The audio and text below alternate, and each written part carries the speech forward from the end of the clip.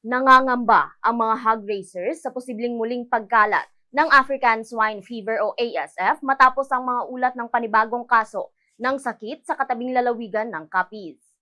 Ayon kay Engineer June Agravante, presidente ng Aklan Livestock and Poultry Raisers Association, dahil masyadong malapit sa probinsya ang naitalang bagong kaso ng ASF sa border ng Sapian Capiz at Kamansi Batan, Aklan, hiniling nito sa Office of the Provincial Veterinarian o OPVET Aklan na lalo pang paigtingin ang kanilang ginagawang border control sa naturang barangay. Simula noong araw ng Lunes, June 22, ay naglagay rin sila ng border control sa National Highway na sakop ng Altabas, Aklan, kung saan tumutulong ang kanilang asosasyon sa mga kinakailangang hakbang upang maiwasan ang panibagong outbreak. Sa pulong na isinagawa ng iba't ibang OPVET sa Western Visayas, nakabuo umano sila ng analysis na ang panibagong kaso ng ASF sa Capiz ay nagmula sa Negros Occidental.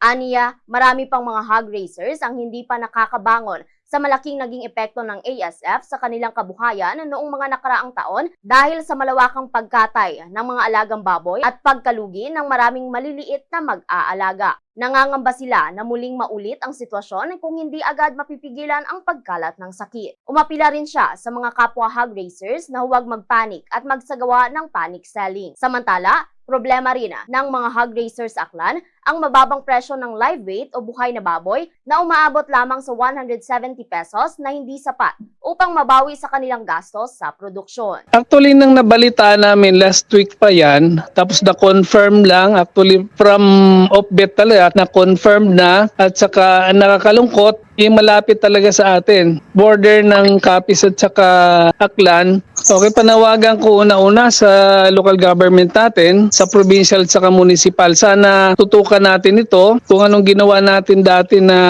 nagkaroon tayo ng ESF, sana lesson learned na agapan na natin. Walang papasukin. Kung pwede mayroon ng initial din na natikang ang municipal, siguro more on monitoring it o municipal control na wala nang ipapasok ng mga baboy galing sa ibang lugar. Tapos sa mga hog raisers natin, huwag tayong mag-panic selling, no? Huwag tayong mag-panic na ibibenta natin ng mura. Si Engineer June Agravante, presidente ng Aklan Livestock and Poultry Raisers Association, sa kanya naging pahayag. Para sa Bombo Network News, mula rito sa Bombo, Radyo Kalibo. Bombo Ashley May Pamaos nag-uulat, and this is Bombo Radyo Philippines, the #1 and most trusted source of news and information. Basta Radyo. Bombo!